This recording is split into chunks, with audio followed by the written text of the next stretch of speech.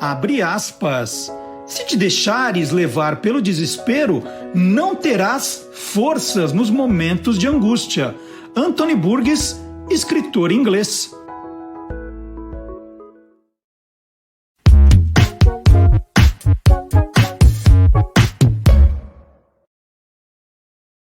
Olá, curioso! Olá, curiosa! Começando mais uma edição do Tô Lendo, o programa que mostra o lado curioso dos livros, dos autores, dos ilustradores, dos designers, dos capistas, dos revisores e também dos leitores. E nós começamos o nosso programa em Londres. Nós vamos até Londres porque o Tô Lendo tem uma correspondente internacional, a jornalista gaúcha Letícia Nascimento, que vive em Londres há 10 anos, sempre procurando notícias curiosas dos livros, né? Algum novo lançamento, algum clube de leitura. A Letícia está sempre de olho aberto e agora traz mais uma novidade aqui no God Save the Books.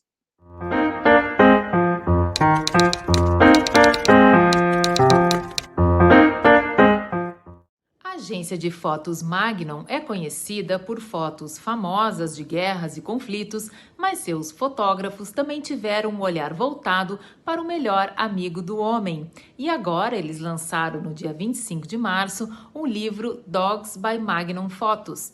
Muitas vezes engraçadas, essas fotos tiradas por fotógrafos renomados mostram momentos do cotidiano desses bichinhos de quatro patas que conquistaram o coração de nós humanos há muito tempo.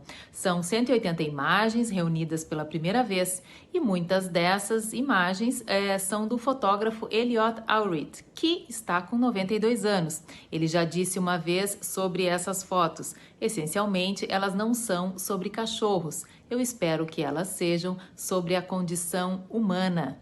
O livro traz imagens também de outros fotógrafos famosos e renomados, como Thomas Hopker, Richard Calvert, Steve McCurry e Constantine Manos.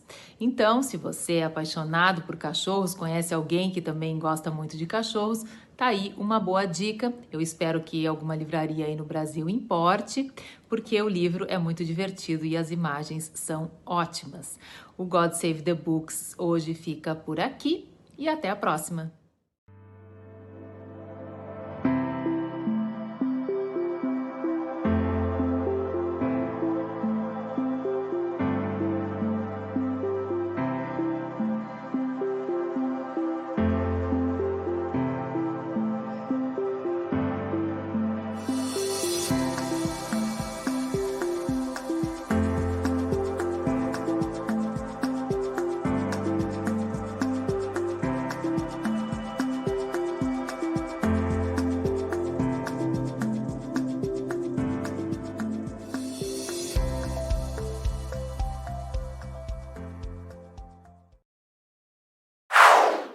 Olha, mais um pouquinho a gente ia mostrar o livro inteiro aqui, mas na verdade são imagens que estão disponíveis no site da Amazon. Nós fizemos uma pesquisa e a Amazon vende esse livro para o Brasil por R$ 150, fora o frete, né? Porque tem, se você é cliente alguma coisa, tem frete menor, maior, mas o livro custa R$ 150. E falou, mas como é que eu acho na Amazon, né? Para facilitar a sua vida, nós combinamos que desde o primeiro Tô Lendo, todos os livros citados nesta edição estão na descrição do vídeo no nosso canal do YouTube. Né? Às vezes você está assistindo no Facebook, aí não tem. Mas no YouTube, entrando no canal Guia dos Curiosos, tem lá o Tô Lendo, e aí na descrição do vídeo, todos os livros citados na edição. Não só agora o Magnum Dogs, mas todos os outros citados, você verá nessa descrição, já com o link, para você já encontrar o livro mais fácil. E tem mais uma coisa, em 2017, isso é uma curiosidade, os paulistanos tiveram a oportunidade de conhecer o trabalho do fotógrafo, como a Letícia mostrou, principal nome aí da Magnum, Elliot Erwitt. O Centro Cultural Fiesp, que fica na Avenida Paulista, em São Paulo, patrocinou a exposição Vida de Cão, com 50 fotos desse fotógrafo da Magnum. Agora, ele é um dos fotógrafos que está nesse livro, mas ele tem já alguns livros, né? Ele já tem alguns outros sobre cães. Ele gosta tanto desse universo que ele já fez outros livros de cães. Então, quem quiser, a gente viu agora algumas fotos da exposição da Fiesp que estão nos livros. Na descrição do vídeo também colocamos aí o link de outros livros do Elliot Erwitt sobre cães. Ele tem coisas maravilhosas. O livro dele sobre Paris é um espetáculo, né? Mas a gente está falando hoje dos livros de cães, então também na descrição do vídeo você vai poder ver esse trabalho. Daqui a pouquinho, entrevista com Pedro Bandeira, hein? Daqui a pouquinho tem entrevista. Agora, direto do Canadá, a gente é muito chique, hein? Direto do Canadá, a escritora Fátima Mesquita, ela fica ali procurando uma palavra, uma expressão num clássico da língua portuguesa. Aí ela acha uma palavra lá e fala, opa, isso aqui rende uma história. E então ela traz aqui mais uma nota de rodapé. Vamos ver.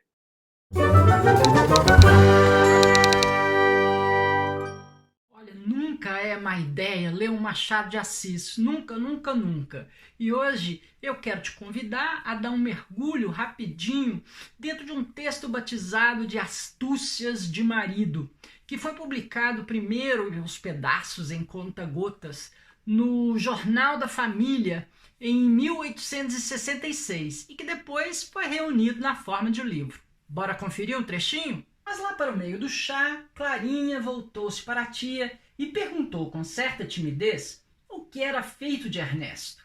A moça procurou dar à pergunta o tom mais inocente do mundo, mas tão mal o fez que despertou a atenção do marido. E aqui, gente, eu fiquei pensando na história do chá. Os portugueses tinham o hábito de tomar chá desde lá dos 1500 e qualquer coisa, porque naquela época eles já estavam se instalando lá em Macau, no sul da China, e aí de lá eles já traziam o chá há muito tempo. Então a elite, a aristocracia portuguesa estava acostumada a bebericar chá. O que aconteceu é que Carlos II se casou com Catarina de Bragança, e ela, naquela época, já acostumadona de tomar chá, levou na bagagem um monte do produto e ainda um monte de tranqueira bonita para servir o chá. Xicrinha, bule, colherzinha, tudo coisa que os ingleses mal conheciam. Aí veio a rainha e começou a servir aquilo. Convidava as amigas todas para vir tomar um chazinho no meio da tarde, ali mais para o final da tarde. E aquilo fez um sucesso danado. Daí a pouco, tudo quanto é mulher com dinheiro naquele lugar estava imitando. E daí a coisa foi se espalhando, né? Sabe como é que é? Os neis, as rainhas, os nobres eram os verdadeiros influencers daquela época. E o negócio pegou. Culpa dos portugueses. Bon appétit! E agora chegou a hora, pessoal, a hora da entrevista. Pedro Bandeira de Luna Filho nasceu em Santos no dia 9 de março de 1942. Então, no comecinho desse mês, ele fez 79 anos. Ele é o autor de literatura juvenil mais bem-sucedido do país. Seus 100 títulos já ultrapassaram a marca de 25 milhões de exemplares. E antes de se dedicar à literatura, isso a partir de 1983, Pedro Bandeira trabalhou como professor, ator, diretor de teatro, cenógrafo, né? Por isso essa espontaneidade, essa leveza para falar, para se comunicar com as crianças e com os jovens. Pedro Bandeira ganhou o Prêmio Jabuti de Literatura Infanto-Juvenil em 1986 e é o nosso entrevistado de hoje.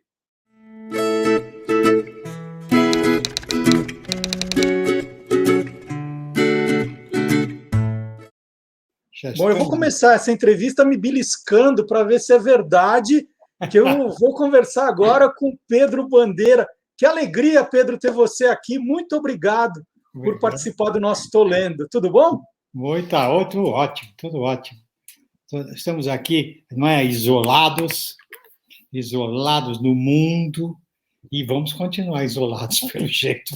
Eu vi que você já tomou a vacina, já fiquei feliz. Eu vou tomar a feliz. segunda dose. Depois da nossa entrevista, eu vou pro posto de saúde tomar a segunda dose. Mas eu já ouvi dizer que não é garantido. Você tem que continuar usando máscara e porque ainda não se sabe se... Então, vamos aí. Eu não confio mesmo. Eu vou tomar... Se tiver a terceira dose, eu tomo.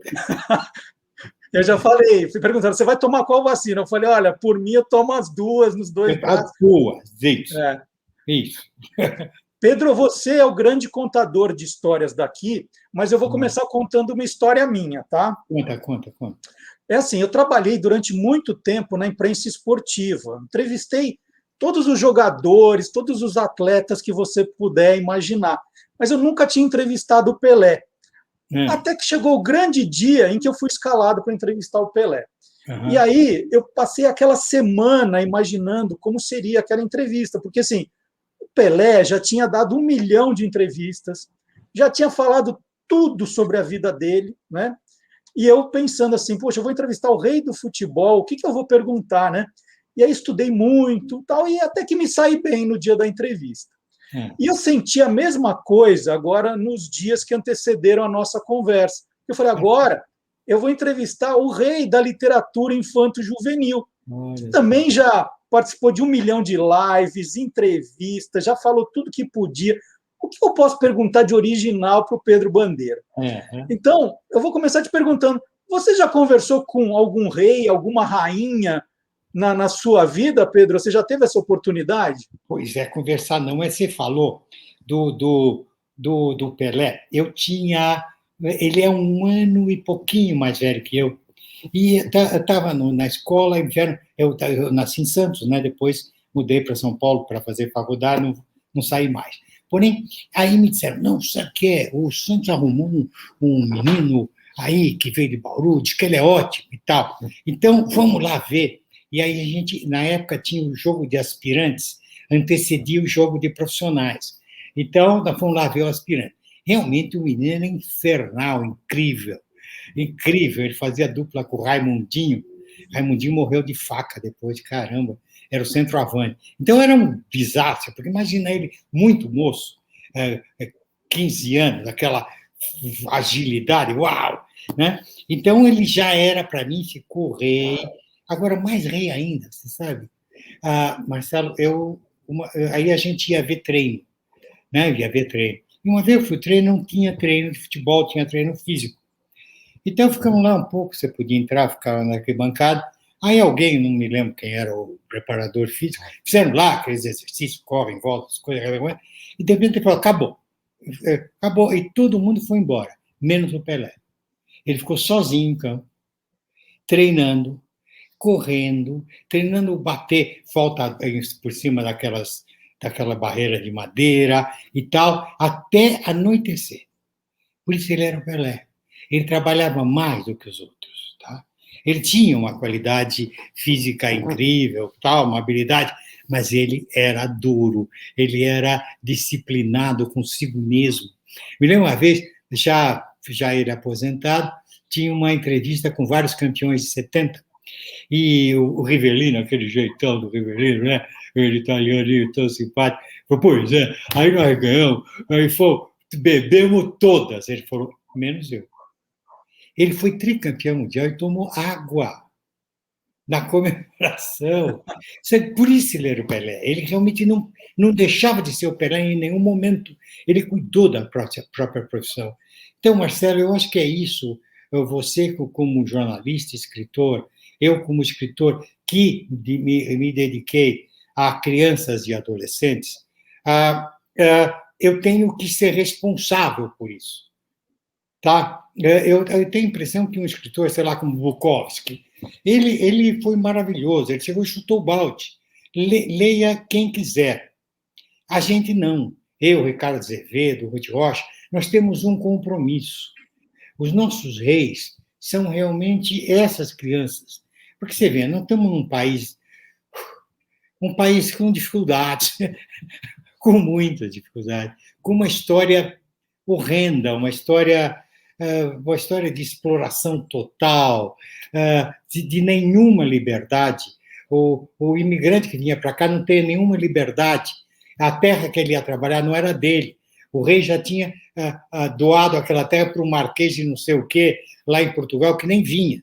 Ele tinha que trabalhar e podia ser expulso da terra no momento seguinte. Ele nunca não tinha liberdade de trabalhar no que era dele, no que era seu. Ao contrário do imigrante americano, irlandês, escocês, que ia para lá e até que ele trabalhasse era dele. Ele só tinha que pagar imposto para o rei de Portugal, o rei da Inglaterra. Tá? Queria o dele, mas como imposto. Então, ele trabalhava porque era dele aquela terra. Nunca tivemos essa possibilidade. E com isso fizemos um país com muito problema. Um país que já nasceu na corrupção, porque o rei de Portugal botava lá um fiscal na entrada para impedir para garantir que toda a exploração fosse para Portugal. Pronto, já deu para o sujeito, tá bom, vai, mas uma parte é minha. E assim nós nascemos e assim somos até hoje. Então, quando a gente trabalha com criança, com adolescente, nós temos a obrigação de dizer, olha, não é por aí. Nós precisamos mudar esse país. A atual geração não vai mudar. Não mudou. Não mudou. Nós já temos, segundo as estatísticas, 47 milhões de famintos no Brasil. Como é que você pode garantir 1/4 da nossa população é absolutamente faminta? Como é que isso pode ser grande? Nós sabemos que mais de metade da nossa população adulta é analfabeta funcional, o que inclui o presidente. Você vê que quando ele lê no teleprompter, ele gagueja, sabe? Sabe? Então, como é que nós podemos fazer um grande país assim? Então, isso é uma coisa que eu vou fazer 80 anos no ano que vem. Não, ano que vem, começo do ano que vem. Aí, eu sei que eu tenho que tentar para os meus bisnetos ou trinetos que seja um bocadinho melhor. Um bocadinho melhor. Nós somos hoje o 72º país nas vacinações. 72º país na vacinação contra a Covid. Quer dizer, não dá para a gente continuar assim, viu, Marcelo? Não dá, eu não quero morrer deixando a mesma merda que eu recebi. Eu nasci durante a guerra, durante a ditadura do Getúlio Vargas, tá? E assim foi, eu fui jornalista, um jovem jornalista, durante toda a ditadura militar, trabalhei sob censura, trabalhei sobre o lápis vermelho, que cortava as coisas que a gente escrevia, entende? Agora, a gente ia fazer uma democracia, mas é uma democracia quase igual à democracia da Primeira República. Né? Os senhores, de novo, tomaram posse e estão fazendo o que bem entendem. Então, é necessário que essa nova geração, inclusive de líderes, os jovens líderes de escola particular, filho de riquinho, ele vai ser líder daqui a 10 anos, o país está na mão dele. Então, a gente tem que botar alguma coisa. Cara, é mais legal trabalhar sobre liberdade, é mais legal trabalhar com democracia para todos. Você vai ser mais livre e, aliás, você vai ganhar mais dinheiro. Porque se toda a população consome, você vende mais, você produz mais, você dá mais emprego, entendeu? E olha, a gente sente que está dando certo. Essa criançada, pelo menos as que me escrevem, as que me acessam através das redes sociais, elas me parecem sérias, viu, Marcelo? Parecem sérias mesmo. E olha, você dizia que eu entrevistei reis, eu convivi com um rei e uma rainha. Eu convivi um pouco, né? Pouquinho, do teatro, porque eu comecei a minha vida no teatro, né? Teatro aqui em São Paulo. Cacilda Becker, mulher, a rainha, e Paulo Outram, o rei. Realmente foram reis mesmo, tá? Agora, reis que a Cacilda trabalhava forte, ela era muito séria, pena que ela teve um AVC com 49 anos, né? Eu estava fazendo uma peça para o Plínio Marcos na época. Então, esses eram reis, mas reis humildes, reis de trabalho. Sabe, como o Pelé foi um rei de trabalho, claro que talento você tem que ter, né? Lógico. Mas se não treinar, o grande nadador não vai ganhar medalha de ouro na Olimpíada. Se não, quase que se afogar na piscina 10 horas por dia. Não adianta ter talento, entendeu? Então, para mim, os reis são os reis do trabalho. Pedro, a gente fala muito do Casa de Ferreiro Espeto de Pau. A gente está falando muito hoje que as crianças elas são bombardeadas pela internet, pelo streaming, e que sobra pouquíssimo tempo e, às vezes, interesse para a leitura. Você tem netos ali que gostam dos seus livros, gostam de livros? Olha, eu tenho uma neta que lê, ela tem 20 anos, ela lê Platão, mas tem um netinho que eu estou com dificuldades. Meu netinho, eu estou com dificuldade, sim, ele precisa ser forçado a ler, e eu, pelas minhas pesquisas, descobri o seguinte: a pessoa que diz que não gosta de ler é uma pessoa que foi mal alfabetizada. Ela não teve o letramento, ela não lê com aquela facilidade necessária. Então, quando alguma dificuldade começa a ocorrer quando ela lê, ela fala: ler é chato, e para.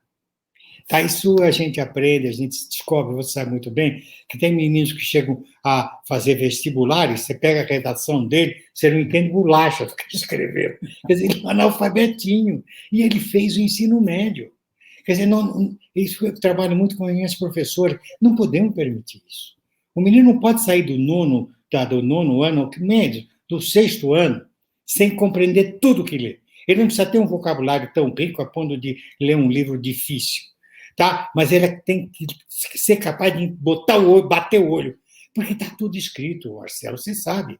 Se não é no papel, é na tela, é no vídeo, é na nuvem, mas está tudo escrito. O conhecimento está todo escrito. Se eu não decifrar direitinho tudo que lê, eu não tenho futuro. Hoje em dia, no século XXI, você não precisa de um homem forte. 3 séculos atrás, um homem forte podia sustentar sua família sendo bom na enxada e tal. Hoje não precisa disso. Quem precisa de um homem bom de enxada? Você tem máquinas que fazem trabalho de 500 homens. Você precisa de um homem que tenha cabeça. Você vê, a Coreia do Sul, um paísinho desse tamanho, saiu de uma guerra outro dia, é uma potência. Não, ou certamente o meu computador foi fabricado lá ou na China. Não é made in Brasil. O meu celular não é made in Brasil. É made in Korea, made in Japão, made in China. Por quê? Porque lá eles levaram a sério a educação. Lá na Coreia, 100% da população adulta tem pelo menos ensino médio completo. Tá? Então, pessoas muito boas em matemática. Você vê que numa pesquisa PISA, nos relatórios do PISA, o Brasil está lá embaixo, em compreensão leitora, e não em matemática, em ciência, em tudo. E eles estão lá, você vê que está lá na frente, atualmente a Finlândia em primeiro lugar, Noruega, Coreia, estão lá em cima. Nós somos esse paizão, mas não sabemos como aproveitar esse paizão. Tá? Então, eu acho que o nosso trabalho, velho, como jornalistas, como escritores, é muito sério. A gente tem que ser como o Pelé, viu? Treinar mais que os outros.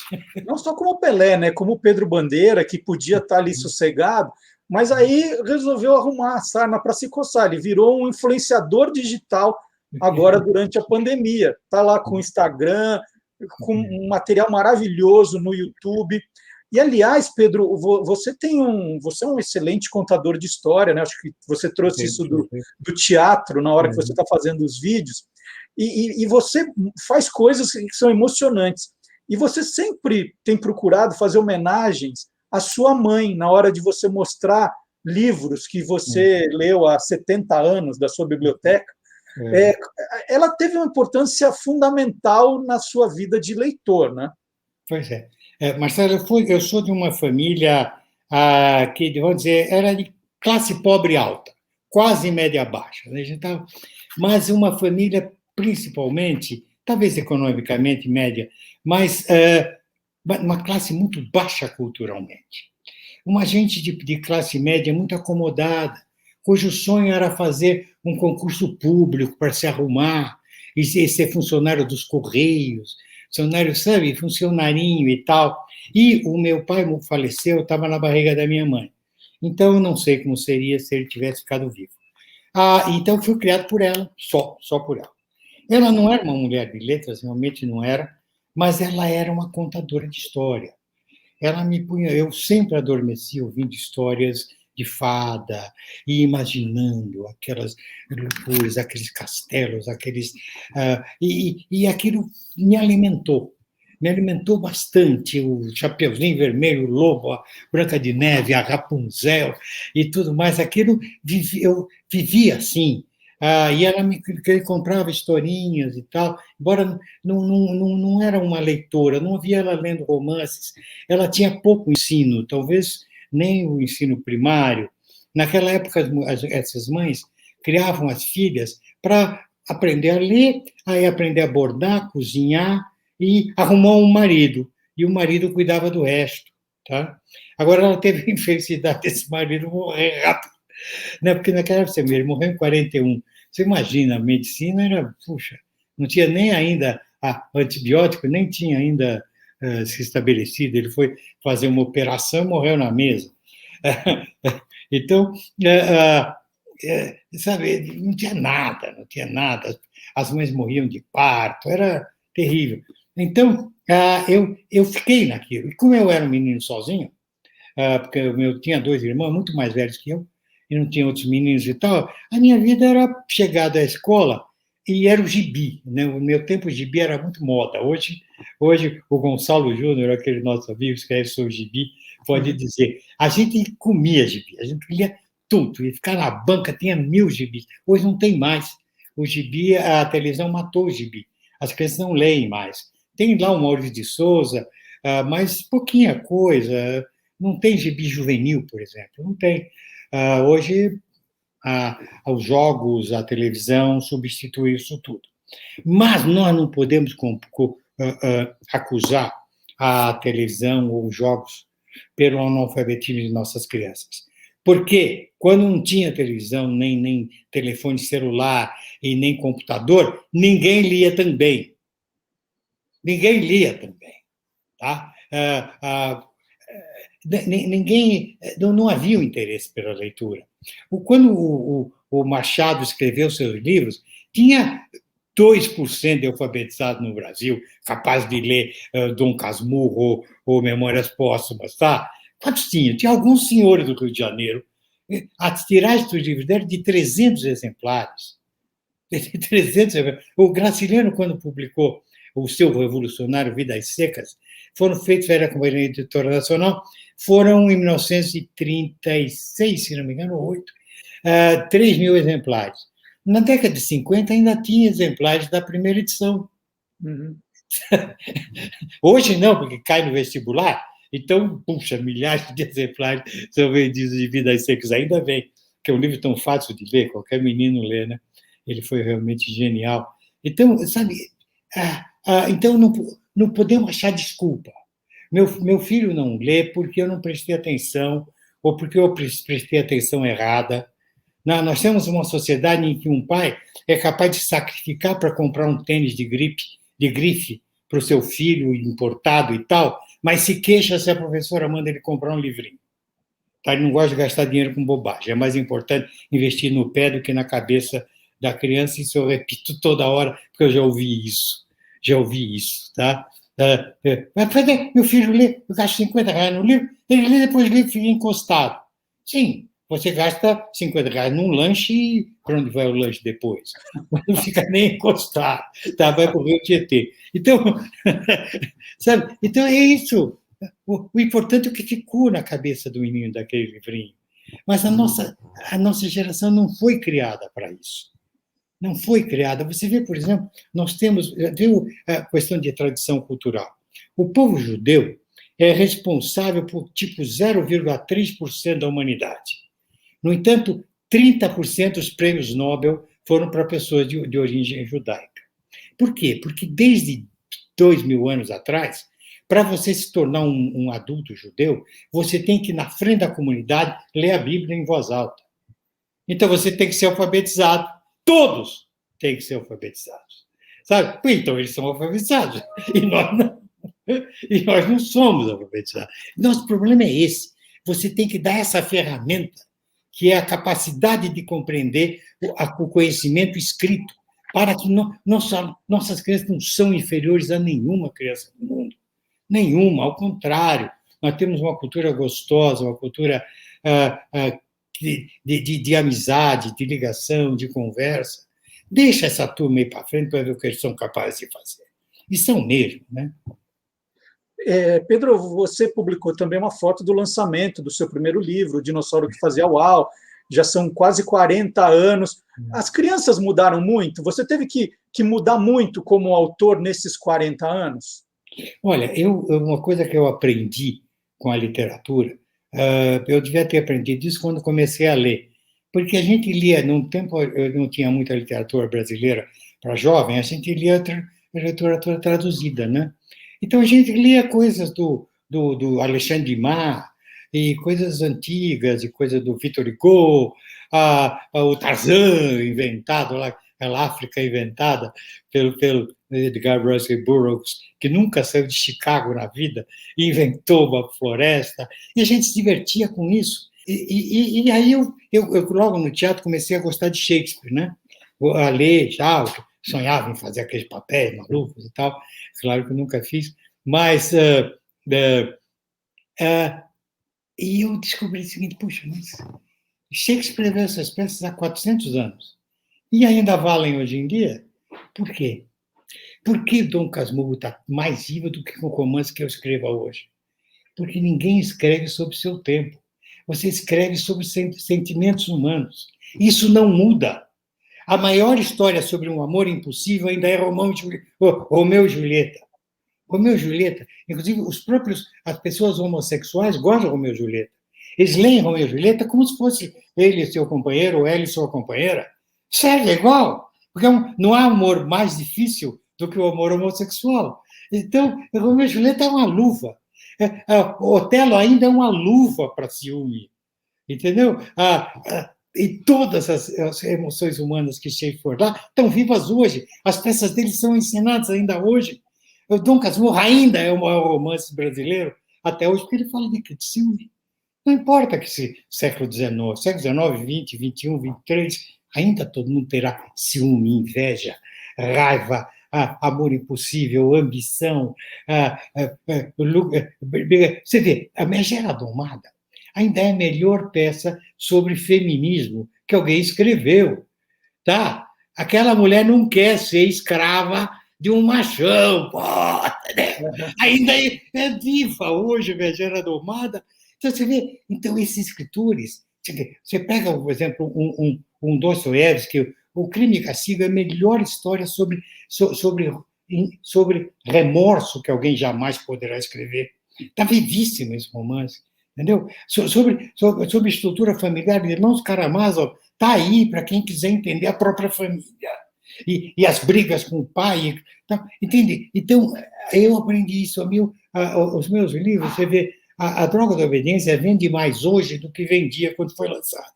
Porque tem mais gente, né, do que nos anos 80.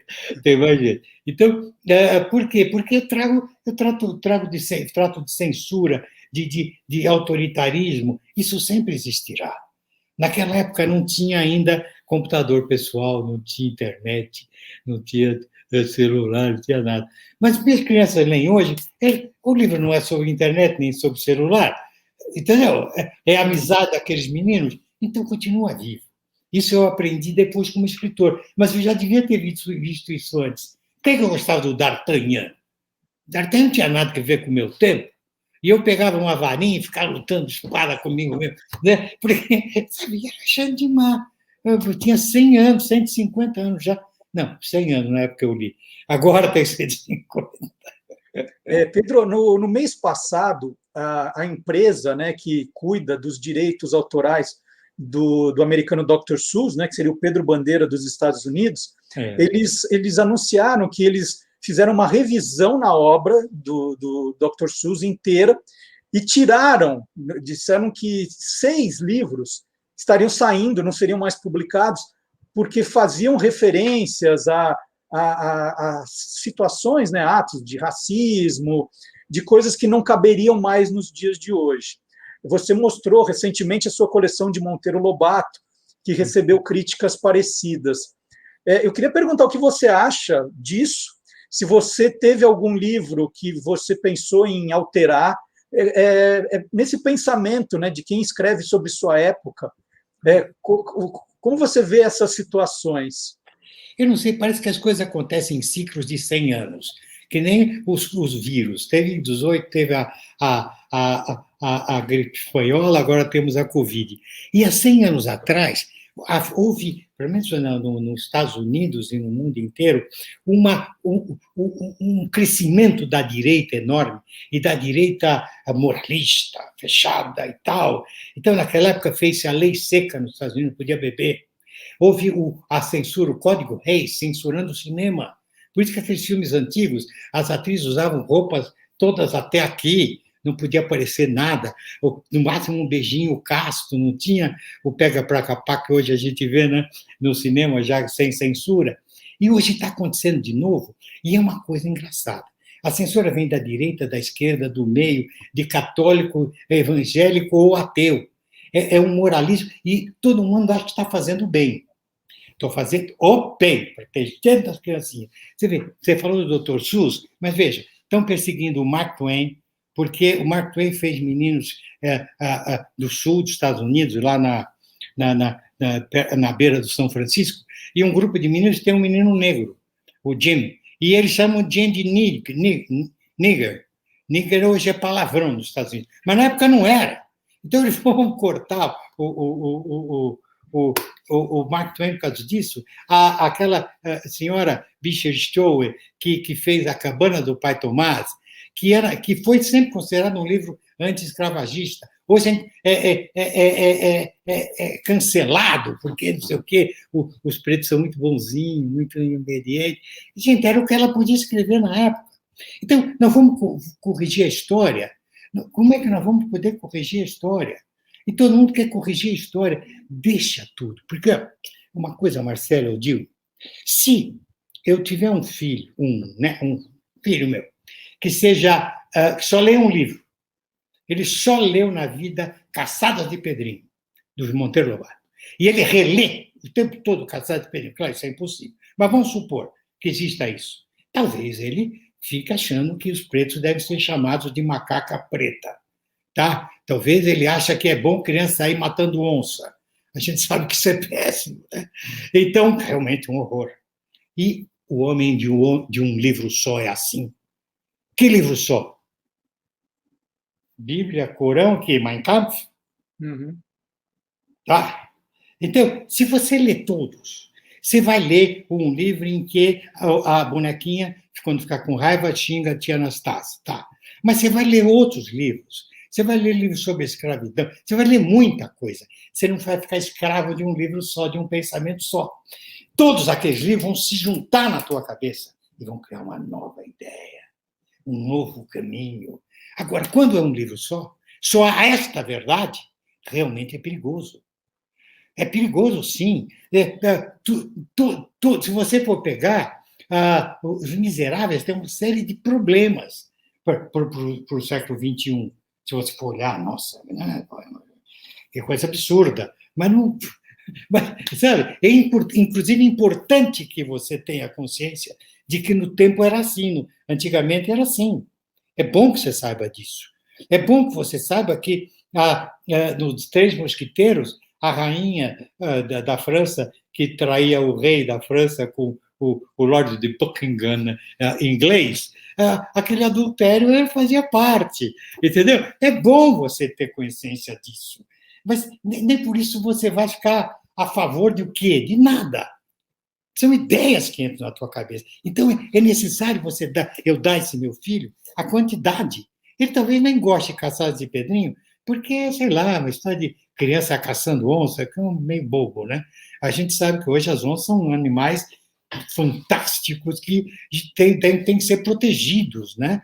Caramba, é um predador de ponta. Você tira ela, você tem um desequilíbrio total na nossa natureza, na Mata Atlântica, no Pantanal ou na Ileia Amazônica. Então, dê tudo para o teu filho.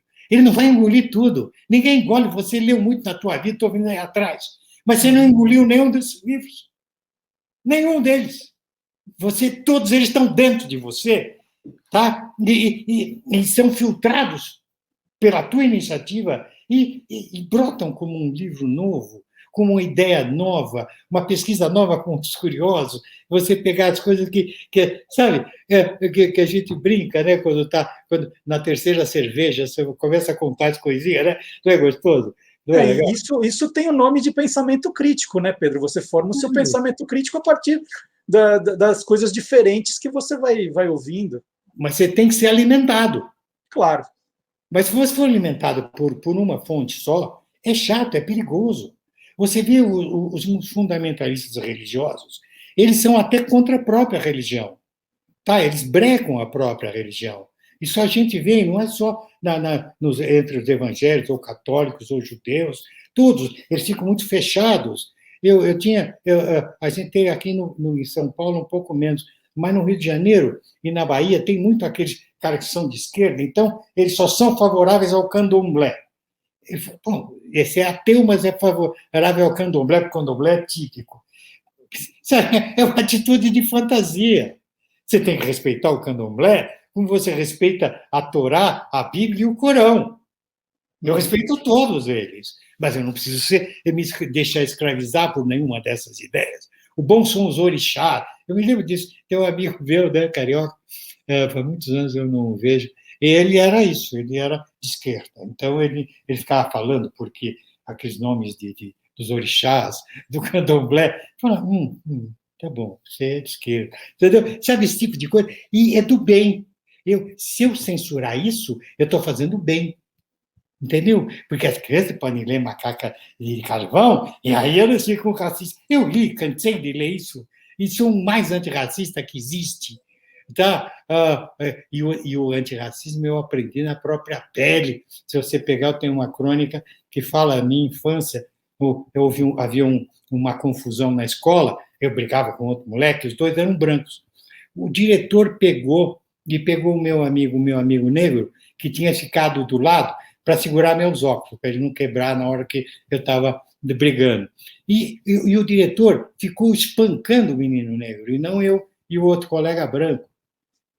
Espancando o rosto do menino, porque ele era negro. Não tinha nada a ver com a história. Então, de cara, sabe, eu aprendi na prática que absurdo que é você escolher um inimiguinho que é o mais humilde. Então, isso ficou muito mais macaca de... Olha, o Narizinho tem uma coisa fantástica. Pega ele, abre a primeira página, ele descreve Narizinho, o Monteiro Lobato. Narizinho é um menino de 7 anos com a pele da cor do jambo. Abre o Google Fotos de pé de jambo. Jambo é uma fruta preta. Narizinho era preta. Quer dizer, sabe, as pessoas são humanas, elas põem coisas da sua época. Ela mesma, ele nasceu ainda durante a escravatura, logo em seguida veio a libertação. Ele vivia em fazenda com ex-escravos, ainda agindo quase como escravo, que não sabia outra maneira de agir, talvez até ganhasse um salarinho, mas eram ainda tipo escravos nas fazendas de café do fim do século XIX, começo do XX, eram. Tá? Então, ele via já ser politicamente correto do século XXI. Sabe, é uma bobagem você pensar nisso.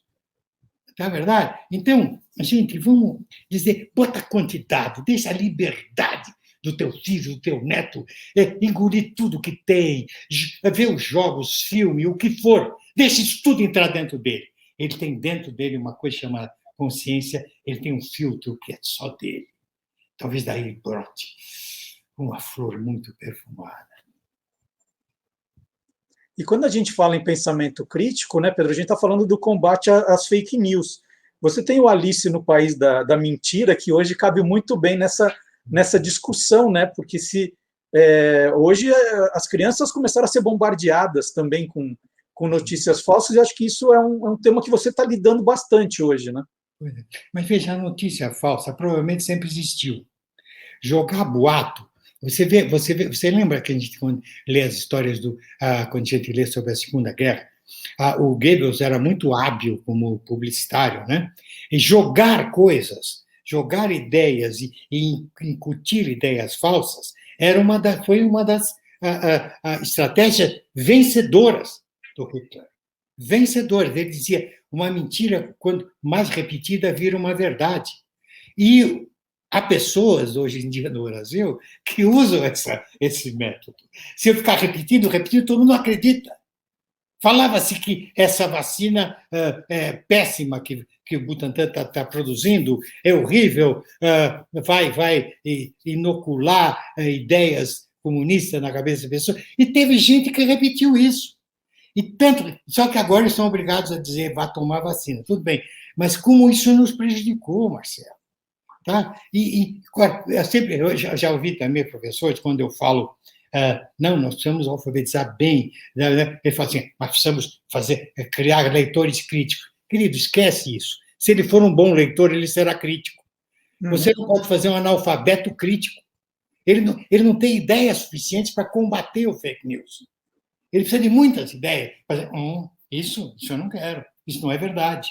Mas quando você tem uma cultura muito fechada, muito exclusiva, um antolho entre os seus olhos, realmente é difícil você ser crítico. Você engole aquilo, até porque alguém a quem você dá poder. Eu dou poder a essa pessoa. Se ela me diz, é verdade. Tá? Se eu digo, não dou poder a ninguém. Eu tenho o direito de dizer não. Eu acho que é por isso que a minha droga de obediência é sucesso. Porque eu digo aos jovens, aprenda a dizer não. É importante o não, porque o não é crítico. Se eu digo não, é porque eu tenho uma razão para dizer não. Senão, eu só vou dizer sim. Eu não sei por que eu vou dizer não. Eu preciso saber por quê. Eu só sei por quê se eu tenho alguma estrutura, alguma ideia interna. Agora, como é que eu vou ter ideias internas se eu não li, eu não vi, não assisti, não ouvi, sabe? E beba o mundo. Se o teu filho, Marcelinho, por exemplo, ficar só nos jogos eletrônicos, ele tem um problema. Mas se ele ficar também o dia inteiro fechado no quarto, só lendo, ele tem um problema.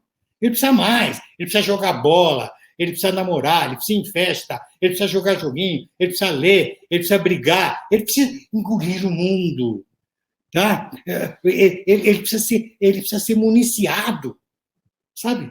Então, é só isso. Eu falo mais em quantidade. Deixa teu filho livre, conversa com ele.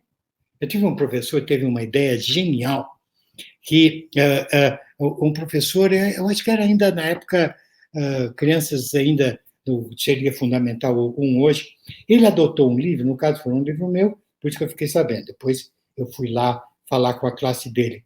E mandou um bilhete aos pais, pedindo que, além da criança, pelo menos um dos pais ou a mãe lesse também o livro.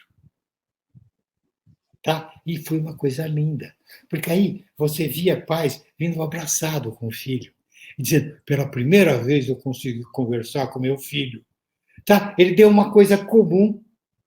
Tá? Eu discuti, é mesmo, isso aí não é. É que você achou, também achei.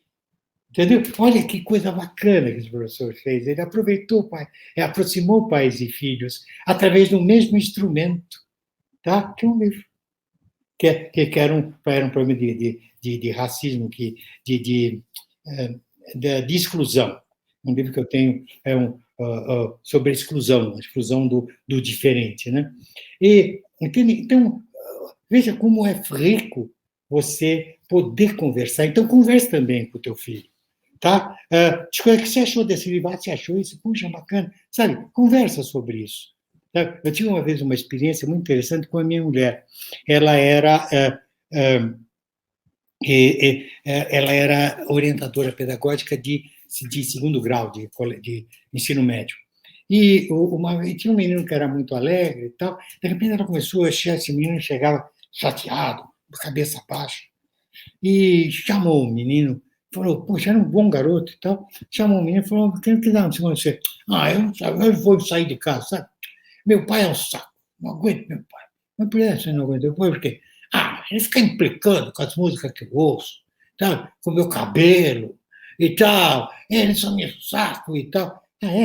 Mas escuta, você gosta das músicas que teu pai ouve? Não, com as coisas quadradas. E você gosta do cabelo que ele... Não, aquele cabelinho todo de bancário, eu não gosto.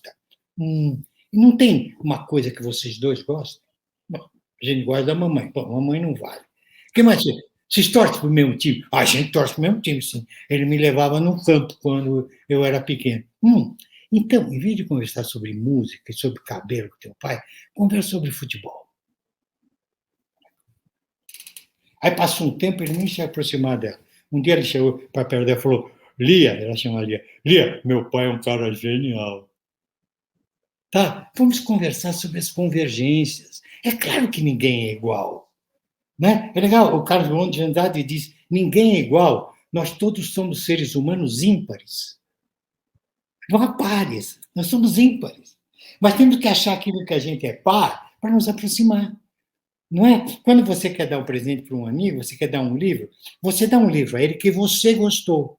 Porque se ele também gostar, é mais um ponto de convergência que você vai ter com esse amigo.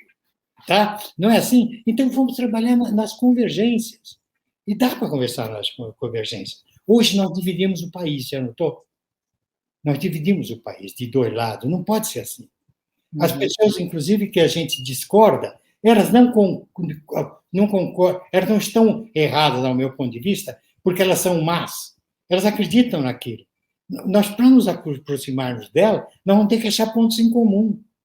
Quem sabe até eu dei uma ideia, ela me deu uma ideia, e nós nos aproximemos mais, e até mudemos um pouco aquela nossa ideia original. Não é verdade? Mas nós não estamos investindo na aproximação, e sim na exclusão, sob todos os pontos de vista. Tá? Não só na fake news, mas até... eu não falo mais com esse amigo, porque ele é isso. Eu não vou falar a palavra, porque pode ficar ruim. Não falo. Não, fala. Não toca nesse assunto. Eu tenho um querido amigo, queridíssimo mesmo, que eu descobri que ele é do outro lado. Mas nós temos um ponto em comum maravilhoso. Então, outro dia ele tocou, eu desliguei e voltei para o ponto... Eu não vou romper com ele. As coisas políticas mudam. Eu não vou romper com um cara que eu sou amigo há 40 anos, sabe? Uhum. Então, você tem que ter você tem que ter um pouco de sabonete nessa hora. Nós precisamos nos unir, cara. Mas nós não estamos unidos, hein? Não estamos. Pedro, você falou da importância, né? A gente está falando de livros, mas da importância de você ter outras paixões, né? Você falou dos jogos, do namoro, do futebol, e você o tempo todo, agora nas suas redes sociais, né? O Pedro está bombando já aí como influenciador, você fala muito de filmes, você gosta muito de cinema. Eu imagino que logo, logo, quando acabar o isolamento, você vai falar de teatro também, que deve ser outra paixão, mas você fala muito hoje de filmes, né? A gente está preso e está lá assistindo no streaming. E aí, tem muito... Eu tenho uma teoria, né? Quando fala que o filme é baseado num livro, eu falo para minha mulher isso, falo assim, ó, deve ser bom, porque o livro já foi testado. Né? Uhum. Se alguém adaptou um livro, é porque ele foi testado com o público, né? Funcionou e tem uma história boa. Eu tenho um certo receio de roteiro original, mas isso é um problema meu. Uhum. E de vez em quando a gente tem a opção, né, que a gente fica sabendo de um livro porque está estreando um filme com aquilo. Então, vou chegar na pergunta agora, porque eu sei que você recentemente fez uma live sensacional com o Rafael Montes, que é hoje um autor que eu adoro. Né? E eu comecei, né, veio lá, Netflix, Bom Dia, Verônica. Assisti o primeiro episódio. Eu falei assim, eu vou parar de ver agora para comprar o livro primeiro. Essa história deve ser tão boa que eu quero ler no livro primeiro. E teve outros casos que eu comecei vendo a série para depois ler o livro. Você começa com qual, Pedro? É o livro ou o filme, a série? Há algumas séries muito boas. Hoje em dia, há roteiristas incríveis, como o Rafael. Né? Os americanos, inclusive, têm roteiristas fabulosos. Fabulosos. E é onde, às vezes, o escritor consegue viver melhor. Porque, muitas vezes, mesmo nos Estados Unidos, você fala, lá só tem best-seller. Tem um pouquinho de best-seller e um monte de encalhe também. Uhum. Tem encalhe um monte. Best-seller é que nem esporte. Para ter um Ronaldinho, um Pelé, tem 1000 meninos que quebram a canela e não ganham nada. Né? Mas e o cinema tem isso. O cinema tem a capacidade, tem a qualidade da síntese. A síntese é difícil. você pegar um livrão, né, e conseguir fazer uma síntese dele.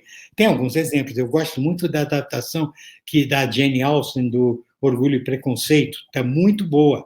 Claro que é uma parte do livro, mas ela conseguiu extrair o melzinho. É preciso isso, né? Você extrair o melzinho. Mas a vantagem do livro sobre o cinema, eu acho que é uma vantagem. O cinema é maravilhoso, claro, eu amo. Mas o cinema, o leitor, ele é autor. E no cinema, o espectador não é tão autor. Ele é pouco autor. Se ele vê um filme com a Keira Knightley, já que eu falei do Orgulho e Preconceito, a personagem é aquela mulher magra e não tem jeito, sem peito, sem nada. É aquela, bonita, mas ele não posso imaginar outra coisa. No livro, não. A personagem é do jeito que você imagina. Entende? Ela não está descrita.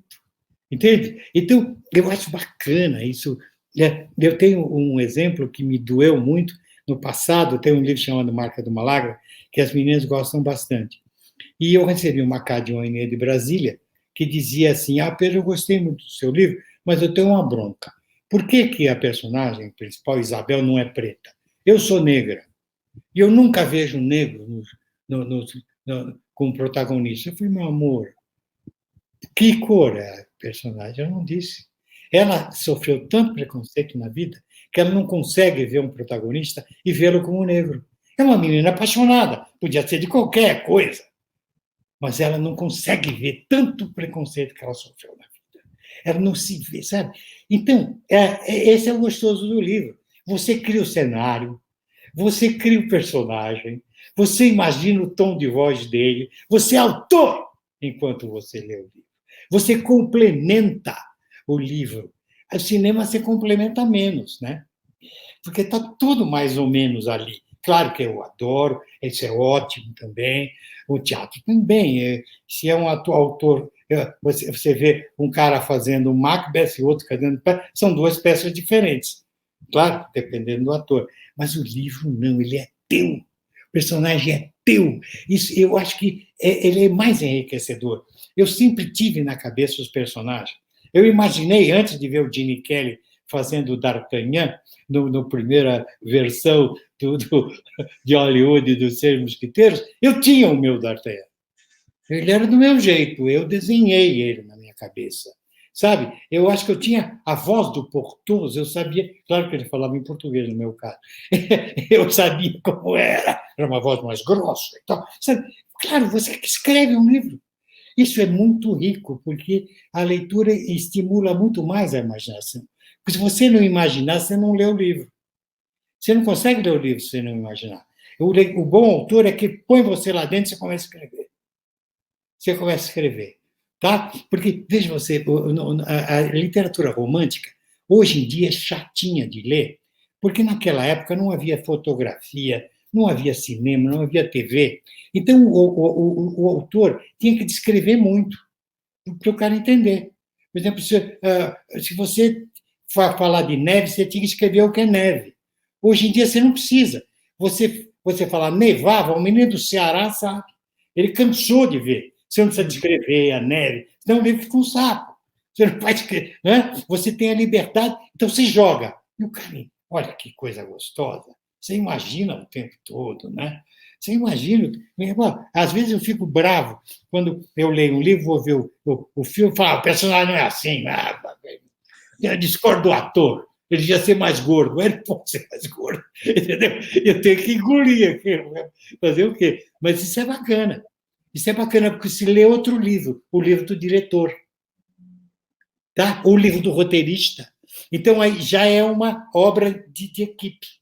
O livro não. O livro é uma equipe muito maior, os meus leitores. Eles escrevem junto comigo. Isso eu acho tão bacana.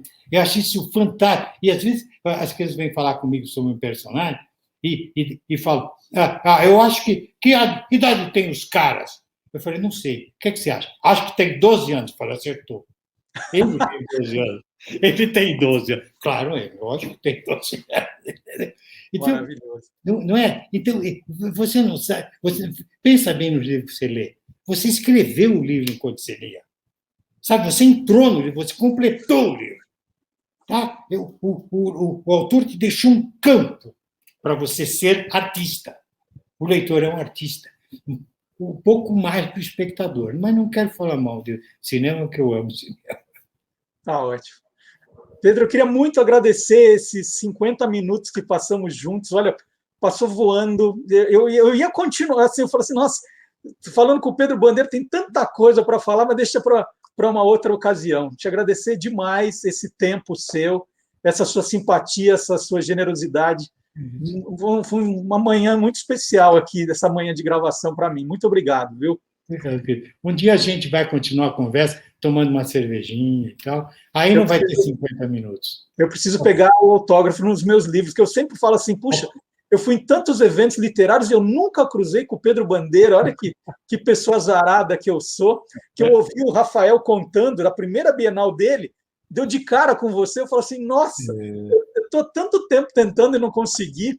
Inclusive, eu já fiz um livro pela Editora Moderna, né, que é a sua editora, mas nunca tive essa chance. Puxa, muito bom. Marcelinho, muito obrigado, querido. Adorei falar com você. Sou teu fã também, viu? Tá? Muito obrigado, Pedro.